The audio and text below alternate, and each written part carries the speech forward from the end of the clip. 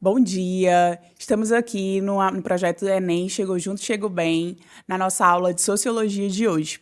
O tema que a gente vai trabalhar hoje é cultura brasileira. Eu sou a professora Lázara Saraiva e lhe convido para a gente embarcar nessa nova aventura, tá? Antes de falar um pouquinho sobre a cultura em si, eu escolhi esse tema porque ele é um dos mais presentes no Enem, né? E não somente no Enem, mas na nossa vida cotidiana. Então, entender o porquê das diferentes manifestações culturais, as suas origens, os seus percursos, as suas reapropriações, a simbologia, o mundo simbólico que nos rodeia, é muito importante para todos nós. Não só como estudantes, mas como os indivíduos conscientes do mundo, tá? Então, a primeira coisa que eu quero trazer para vocês são ideias principais sobre o conceito de cultura. Cultura é um conceito extremamente importante dentro das ciências sociais.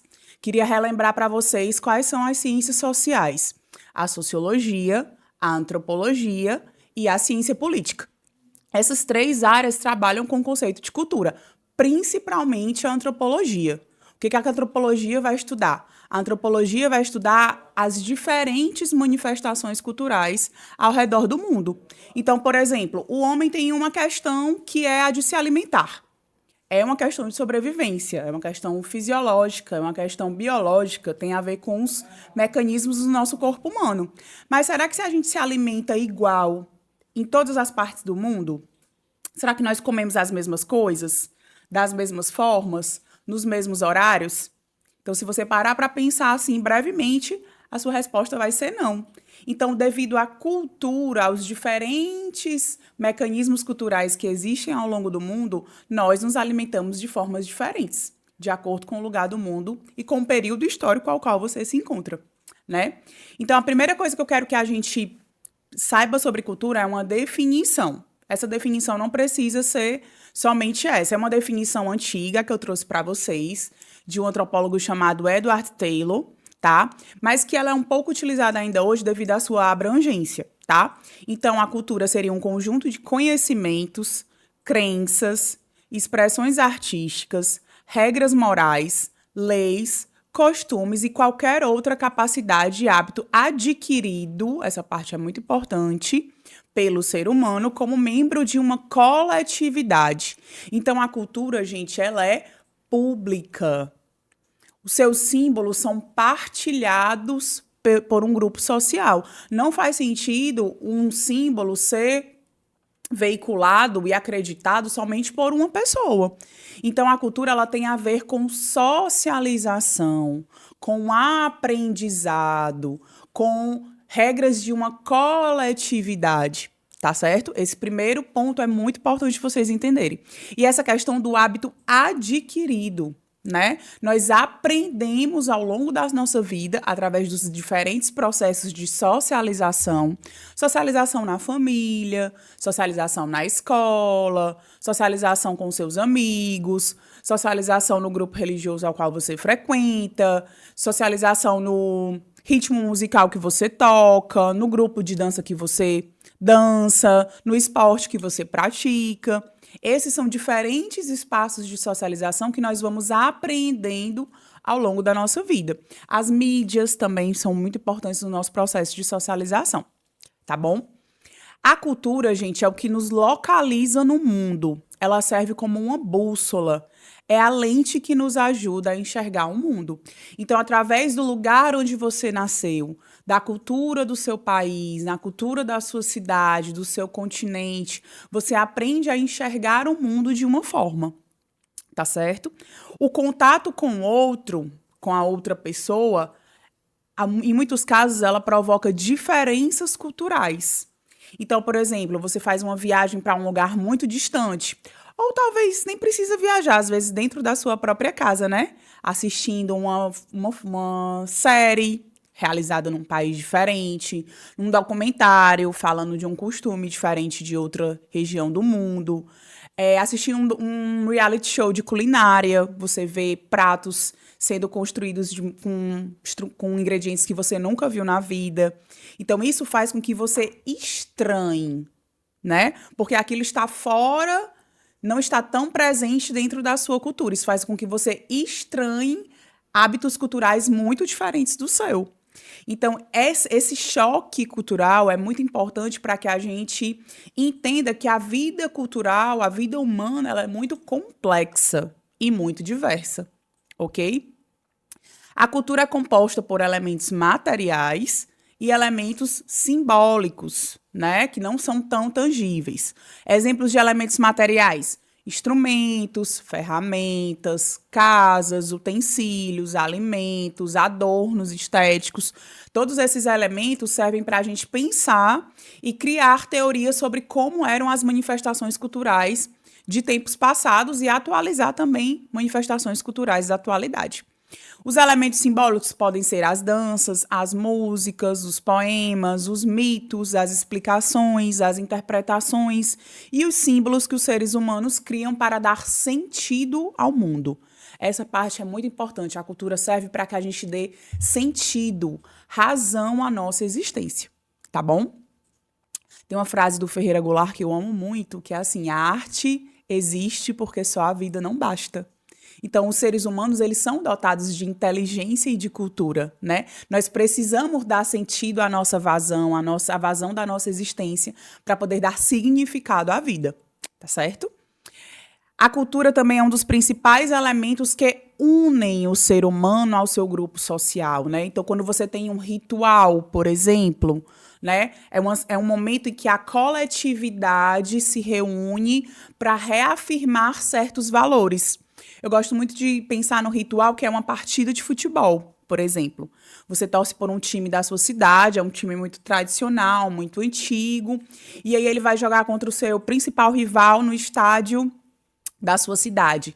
Então, toda aquela coletividade de torcedores se preparam, se unem, vestem, né, as cores do seu time com todo o amor, se dirigem àquele local, cantam músicas, né, que falam sobre a história do time, sobre os valores do time, tentam incentivar os seus jogadores, ou seja, aquele é um ritual para fortificar, para unir, para mostrar para esse time que ele está vivo, que ele é uma entidade cultural, que ele é presente na vida das pessoas, né? Então, tentem enxergar o futebol como um traço cultural, porque ele é um traço cultural importantíssimo da sociedade brasileira.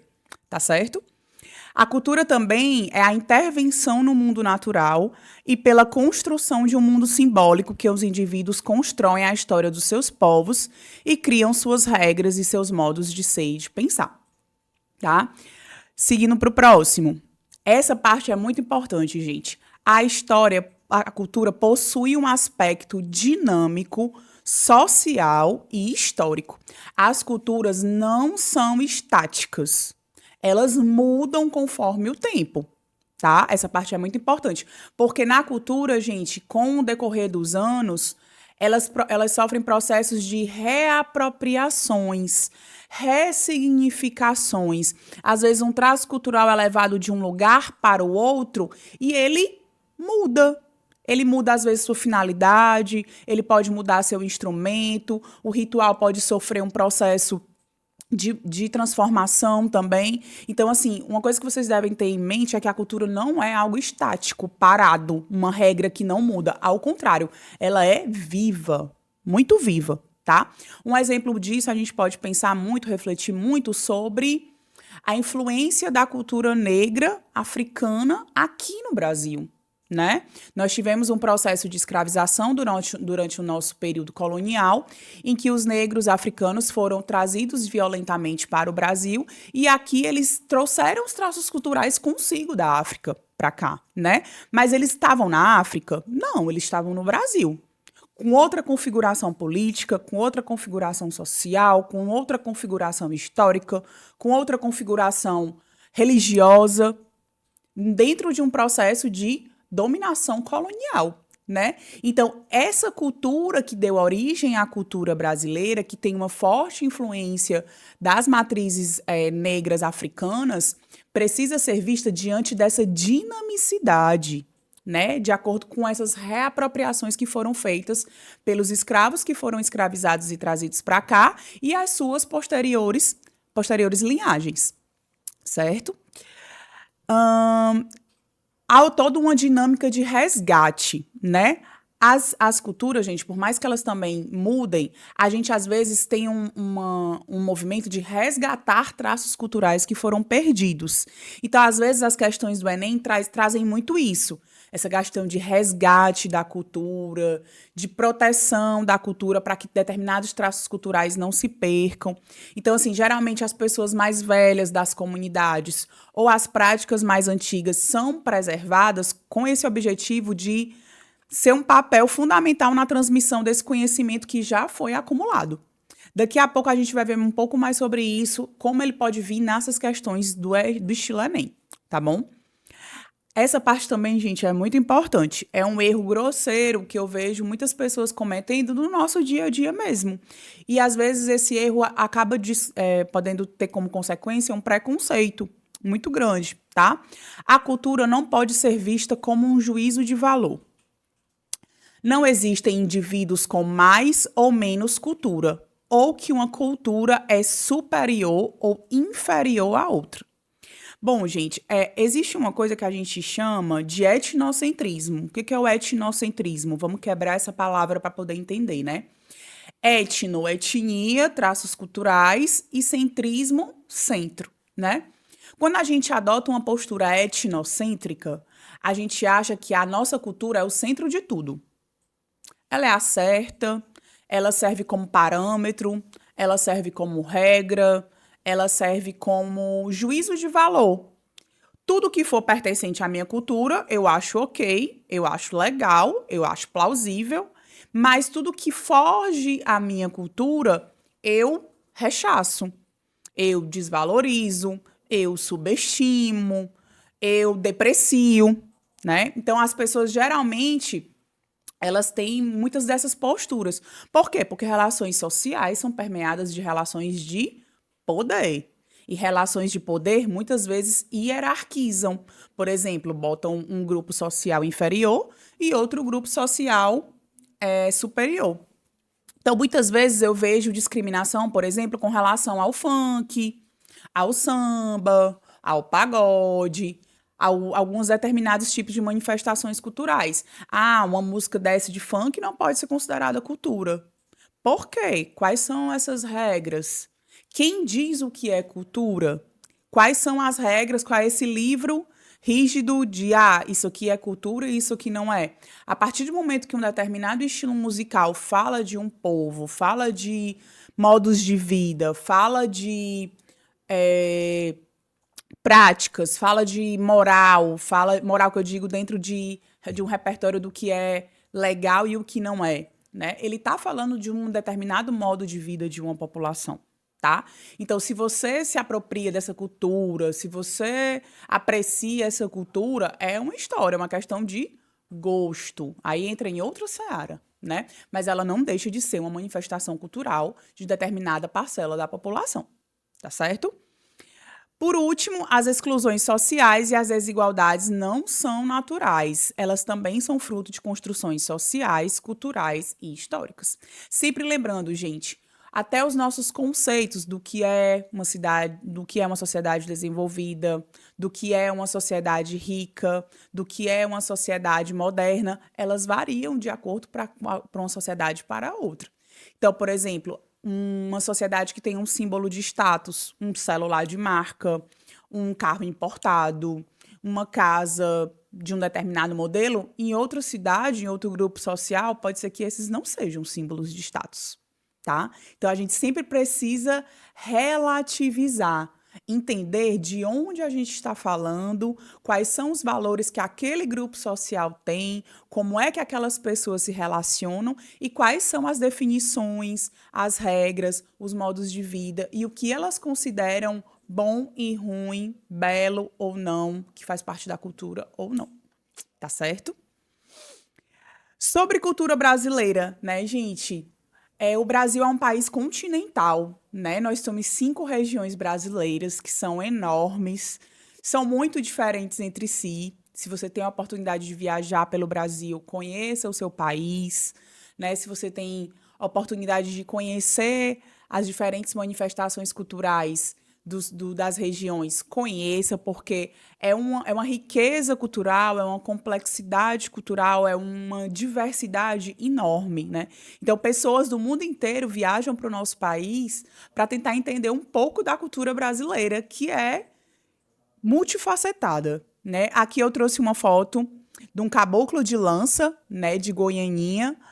Então, essa manifestação é riquíssima, se vocês percebem a indumentária. Existem os caboclos de lança em Pernambuco, existem outros caboclos de lança também em outras cidades nordestinas. E de acordo com a cidade em que essa dança, em que esse personagem é trabalhado, existe um traço cultural diferente, existe uma música diferente, existe um mito de origem diferente.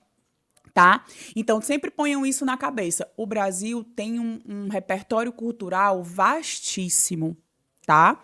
Que precisa ser estudado, que precisa ser entendido por nós e valorizado por nós brasileiros, tá? Agora vamos para as questões. Estão prontos? Eu trouxe 3 questõezinhas que falam sobre cultura brasileira, para a gente poder colocar em prática aqueles princípios que a gente estudou no começo, né? Vou trazer a primeira. A corda puxada pelos devotos é, atualmente, um dos elementos mais característicos do Círio de Nazaré. Inserida na procissão de 1855, para que os devotos pudessem tirar a berlinda de um atoleiro, hoje ela perdeu seu significado prático original, embora seu aspecto simbólico de sacrifício e aproximação do sagrado tenha permanecido ao longo dos anos. É um texto falando sobre o Círio de Nazaré, do site do IPHAN, que é o Instituto Patrimônio Histórico Nacional, Artístico Nacional, tá? Do governo do estado. A reapropriação simbólica da corda apresentada no texto mostra como a festividade está marcada pela A. Reprodução do culto católico, B. Assimilação de um ritual nativo, C. Contestação de signo cultural, D. Recuperação de costume europeu, E. Manifestação do imaginário popular. Não sei se alguns de vocês já ouviu falar do Círio de Nazaré, né? Mas é uma festa gigantesca na cidade de Belém, tá? Que move a cidade inteira. Turismo, comércio religioso, hotelaria, toda uma programação religiosa também envolve o Círio. É realmente uma festa muito bonita, muito forte, muito popular, né, para os habitantes daquela região. O que a gente tem que saber, gente, para poder responder essa questão, né? Primeiro que a corda é uma manifestação antiga, né, datada de 1855, né? A corda foi inserida por um significado prático, né? Como explica aqui a questão. Para que os devotos pudessem tirar a berlinda de um atoleiro, de um lameiro, puxar, né? Um ato ali mecânico de puxar. Só que depois das outras procissões não foi necessário mais essa corda para puxar, para resolver aquele problema prático. Mas a corda continuou. Né? Então, o que eu sempre falei daquela parte? Que a cultura é dinâmica. Sem querer, a corda foi sendo incorporada naquele ritual religioso. E até hoje, ela está naquele ritual e até hoje ela é um importante símbolo, né? Você tocar na corda, você carregar aquela corda, tomou outros significados, né? Começou a significar uma questão de devoção, de sacrifício, de força, de fé, de dedicação. Então, quando você toca aquela corda no círio, que você participa daquela procissão com muitas pessoas, né, que exige um esforço físico, né, muito grande, você não está se ressignificando aquilo como pegar uma corda e tirar de um atoleiro. Você está traduzindo a sua fé. Você está tentando repassar aquela mensagem junto com outras pessoas que também estão vivendo aquilo, estão sentindo aquilo. A cultura, gente, mexe com o sentimento das pessoas, né? Existe uma dimensão subjetiva, emocional ali, principalmente nesses rituais religiosos, né? Então, a corda, nesse sentido, ela ganhou uma conotação simbólica. No imaginário popular, na cabeça das pessoas, no coração das pessoas, a corda tem esse símbolo de fé, resistência, força, sacrifício, dedicação ao sagrado, chegar perto dos santos e anjos e divindades que aquelas pessoas ali cultuam. Tá? Então, nesse sentido, a reapropriação simbólica da corda, apresentada no texto, está marcada pela manifestação do imaginário popular. Item E, tá? Porque a corda se tornou esse elemento do ritual, foi reapropriada, foi ressignificada e hoje ali ela simboliza outros valores, tá? Reprodução de culto católico não tem só a ver com isso, até porque a gente está falando da reapropriação simbólica da corda.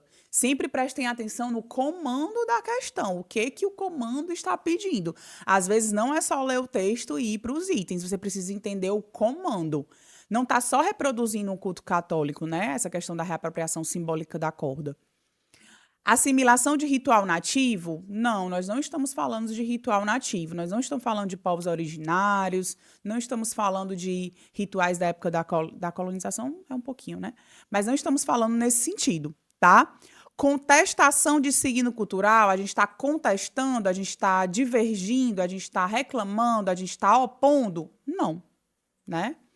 Recuperação de costume europeu? Também não estamos falando de nenhum costume europeu. O sírio de Nazaré, nesse sentido, é uma manifestação cultural brasileira, tá bom? Então, aí o gabarito, a letra E, manifestação do imaginário popular. Vamos para a próxima. Há uma década, Alter, ficando localizado no Pará, e Santarém, também localizado no Pará, resgatam o idioma Nhengatu, a língua mais falada no Brasil e proibida em 1758 pela coroa portuguesa, por meio do ensino em 47 escolas. Uma delas é a Escola Indígena Antônio de Souza Pedroso, mais conhecida como Escola Borari. Borari, acho que tem um acento, né? A região é hoje repleta de mestres nativos de Nhengatu. Nheng significa língua e boa é a tradução de catu. Daí o Nhengatu, ou língua geral, criado no século XVI pelos jesuítas a partir do tupi e criminalizado no século XVIII por um decreto do Marquês de Pombal. Esse trecho foi extraído do Indígena Ensina Língua Proibida pelos Portugueses na Paradisíaca Alter. O ensino da língua mencionada no texto tem como objetivo a resolução de conflitos legais, B, estetização do dialeto regional, C, gramatização do vocabulário local, D, valorização da tradição cultural, E, reabilitação das autoridades políticas. Por que eu fiz questão de trazer essa questão e a próxima também, né, gente? Porque a língua, o idioma que a gente fala tem muito a ver com os traços culturais, né? A língua, gente, ela não é só um meio de se comunicar, né? Um instrumento de comunicação. A língua faz parte da identidade cultural de um povo. Então, a língua tem a ver com tradição, a língua tem a ver com história, a língua tem a ver com crenças e modos de vida. No caso dos povos originários, a gente tem toda uma tradição da oralidade, né, que é de repassar as histórias, os mitos de origem, os modos de vida, as regras para as gerações mais novas a partir da tradição oral. Então, assim, a língua ela é muito mais do que apenas um meio de comunicação, ela faz parte da nossa cultura, né? E a gente percebe, estudando história e os processos de colonização, de dominação, as guerras, a globalização, o neoliberalismo, que a língua também é um importante instrumento de dominação, né? Então, quando um país, uma etnia tenta dominar a outra, a língua imposta é sempre a língua do colonizador. Então, por isso que aqui o Marquês de Pombal quis tornou a nossa língua, que é a nossa língua original, autóctone, é a língua. Eram os dialetos indígenas, né? O Marquês de Pombal proíbe. Por quê? Porque ele quer dominar, ele quer controlar política e culturalmente aquele território. Então, você acabar com a língua de um país, né, é você apagar um pouco da cultura daquele país, né? É você dizimar, é você aniquilar mesmo aquele traço cultural que é muito importante, tá? Então, sempre pensem nisso, que a linguagem é um importante aspecto da cultura, tá bom? Nesse sentido aqui, gente, dentre essas opções, o nosso gabarito vai ser a letra D. Por quê? Porque aqui nós temos escolas que estão resgatando, essa palavra resgate é muito forte nessas questões que têm a ver com cultura, tá? Um idioma antigo, né, que já foi extraído do tupi, já tinha sido manipulado e ressignificado ali pelo tupi, pelos jesuítas, mas que através dos mestres nativos estava sendo resgatado para que aquele determinado dialeto não fosse perdido pelas gerações mais novas. Então, gente, aqui a gente consegue perceber várias coisas nessa questão.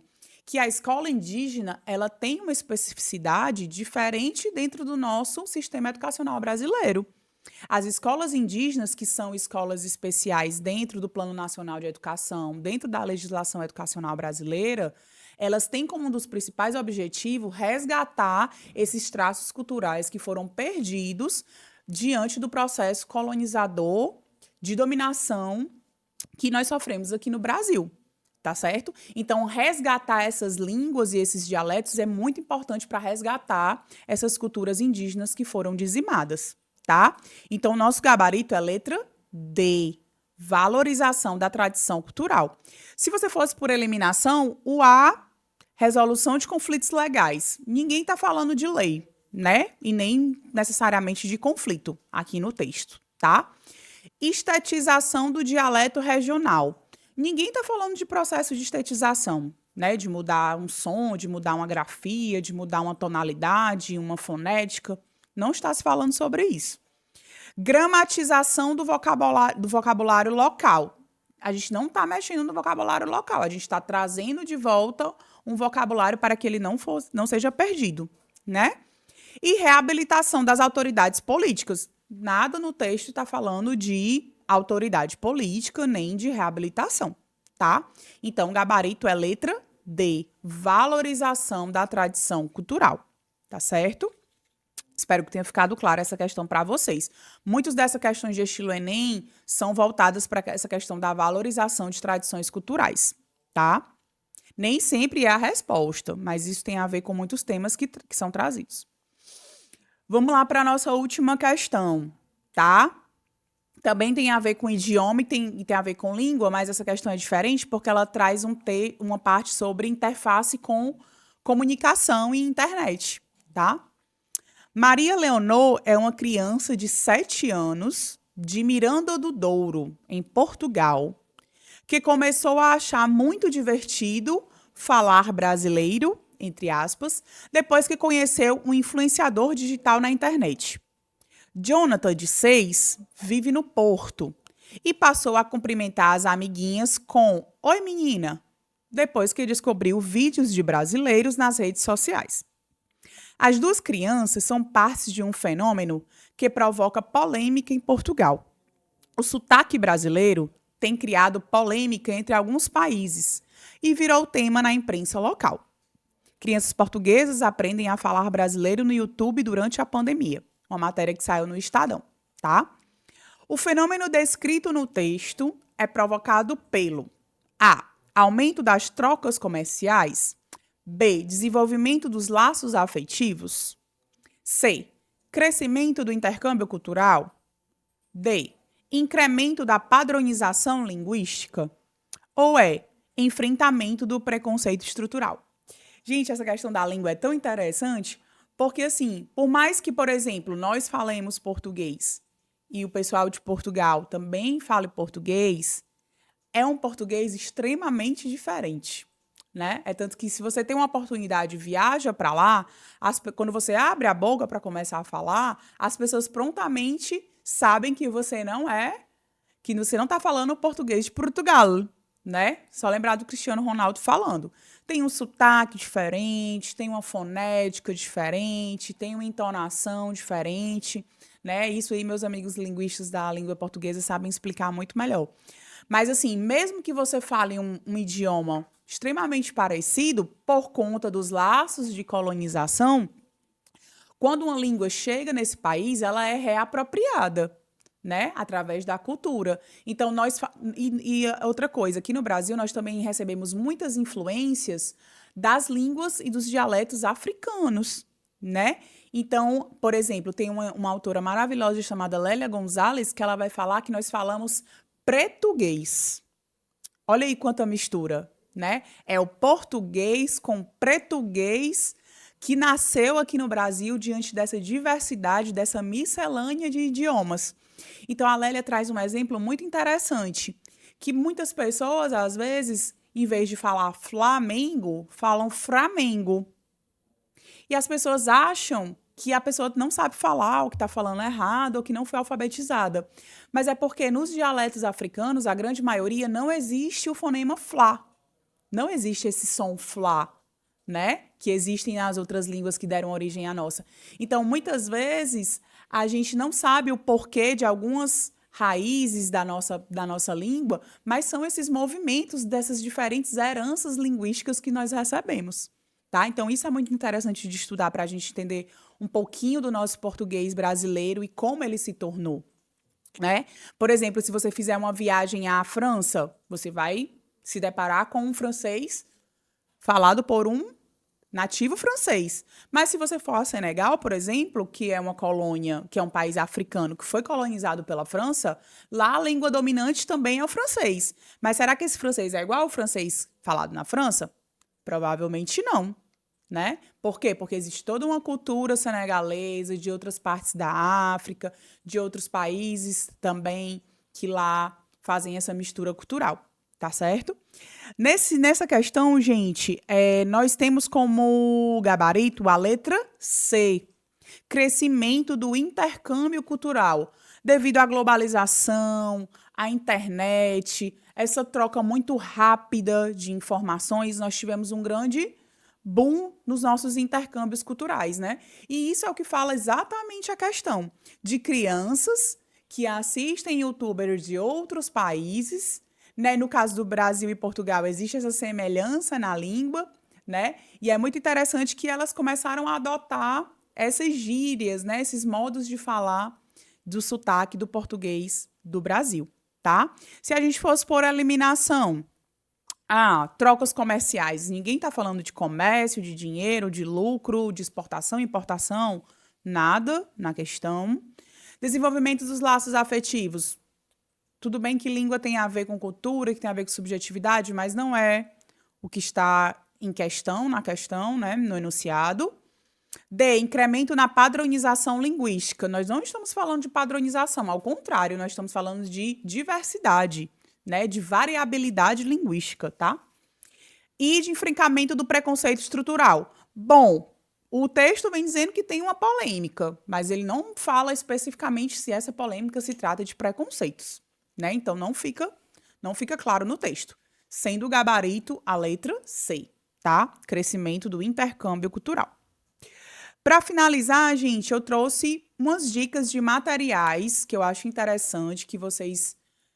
Não só esses, tá? Esses são os que eu encontrei no meio do meu percurso, mas materiais audiovisuais que vocês possam ler, que vocês possam assistir, que vocês possam se apropriar, para vocês conhecerem um pouco mais sobre a cultura brasileira, né? Hoje nós temos várias opções, né, gente? A gente tem o YouTube, que é gratuito, a gente tem essas plataformas de streaming, que podem ser pagas, tem período promocional, às vezes você consegue uma senha com um amigo, e você pode ter uma série de oportunidades de assistir filmes estrangeiros, documentários estrangeiros de outros países que antes a gente não tinha tanto acesso, né? Então, aproveitem-se dessas oportunidades para assistir, para aumentar o repertório sociocultural de vocês, para saber citar um exemplo numa redação, para saber citar um exemplo em qualquer trabalho que vocês façam, para aumentar também a intelectualidade de vocês, né? O repertório de vocês enquanto ser humano mesmo, para entender a complexidade do que é ser humano nesse planeta Terra tão grande, tá? Nesse sentido, eu trouxe 5 dicas, tá? Vou falar bem rápido. Primeiro, Sankofa, que é um documentário feito por um professor de História da Arte e um fotógrafo. Eles fizeram um caminho nos principais portos africanos que mais mandaram negros escravizados aqui no Brasil, para poder entender como foi esse percurso, né, como se deu essa diáspora, né, esse espraiamento dos negros africanos aqui no Brasil e como isso impactou na nossa cultura e no nosso modo de vida de ser hoje, né? Então é um documentário muito bonito, muito sensível, esteticamente, tem fotos muito bonitas, tem uma trilha sonora bem bacana.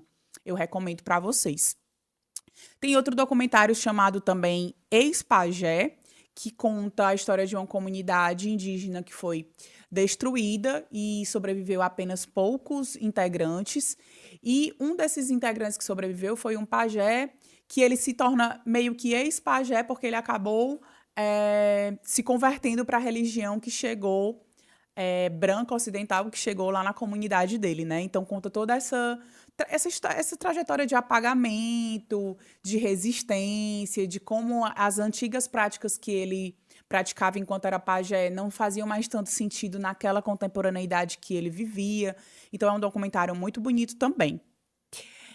A terceira, eu trouxe um livro de um historiador carioca, de um cronista, que tem uma linguagem muito acessível, muito prazerosa, que é o Luiz Antônio Simas, tá? Luiz Antônio Simas escreve sobre várias coisas, sobre carnaval, sobre cultura carioca, sobre dança, sobre religião. Ele é um autor bem plural e bem diverso, vale muito a pena. Nesse livro, ele vai trazer as diferentes umbandas que existem no Brasil, né? E ele vai fazer uma releitura da história do Brasil através do fenômeno religioso da Umbanda, né? Das umbandas, que eu acho que ele coloca no plural, ele teve uma atitude muito feliz por entender que aqui aquelas raízes daqueles ritos africanos chegaram, polinizaram, espalharam sementes e frutificaram de uma maneira muito interessante. Então, é um livro também muito prazeroso de se ler, tá? Terceiro, eu trouxe uma série brasileira que eu gosto muito, que eu acho muito bem feita. Roteiro, direção, os atores são maravilhosos. Estou à espera da segunda temporada, que é a Cangaço Novo, né? Que se passa numa cidade fictícia aqui no Ceará, né? Que é um cara lá do Sudeste que não tem memórias de infância e que vem resgatar uma tradição, que vem resgatar o seu passado, né, e buscar uma herança aqui no interior do Ceará. E ele se depara com duas irmãs totalmente diferentes e uma das irmãs lidera um grupo de assaltantes, né, no sertão do Ceará que fazem várias que tem todo um código de moralidade, de regra, de ética diferente. Então, mostra muito o modo de vida do sertanejo, quais são os valores que estão ali envolvidos. Tem uma articulação com uma questão política também muito interessante na série. Então, eu recomendo muito. Cangaço Novo, tá?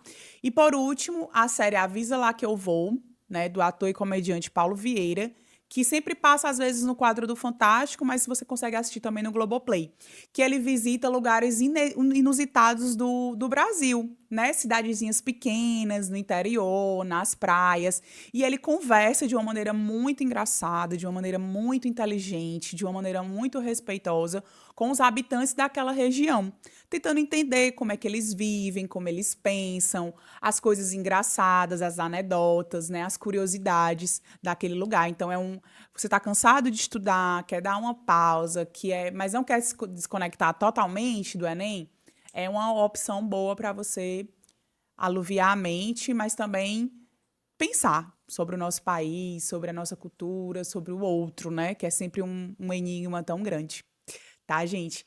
Então, esse foi nosso momento, essa foi nossa aula. Espero que vocês tenham gostado, espero ter contribuído de alguma forma, espero ter tocado vocês de alguma forma, ter mobilizado essa força, essa potência que o estudante tem, que vocês têm, que nós apostamos que vocês têm, porque nós sabemos do potencial mesmo, do que vocês têm para mostrar para nós, para engrandecer esse país, para melhorar a nossa vida, para melhorar a nossa realidade.